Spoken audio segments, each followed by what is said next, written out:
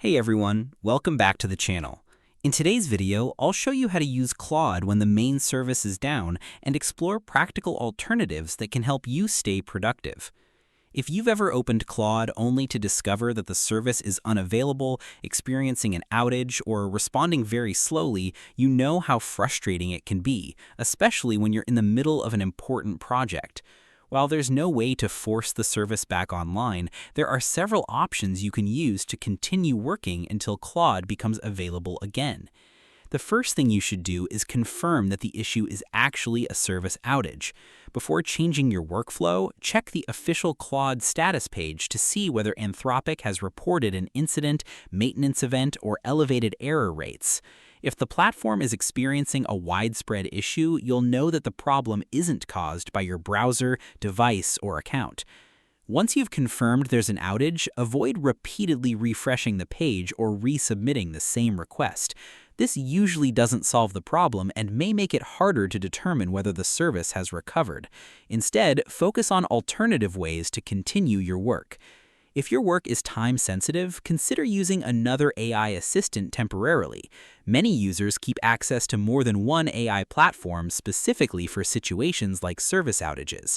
While the results may differ from Claude's style and capabilities, an alternative assistant can often help you complete urgent tasks until the service is restored. For coding projects, you can continue working directly in your development environment. Review code manually, run tests, update documentation, fix known issues, or prepare questions you'd like to ask Claude once it's available again. This helps keep your project moving forward instead of waiting idle for the service to recover. If you're working with documents, use the downtime to identify the specific sections that need analysis. Rather than planning to upload an entire file later, mark the chapters, pages, or sections that are most important. Another useful approach is saving your prompts locally. If you've already written detailed prompts, store them in a document or note-taking app rather than repeatedly entering them into an unavailable service. This ensures your work isn't lost and allows you to reuse it later. You should also monitor updates from Anthropic regarding the outage. Status updates typically provide information about the cause of the problem, ongoing investigation efforts, and recovery progress.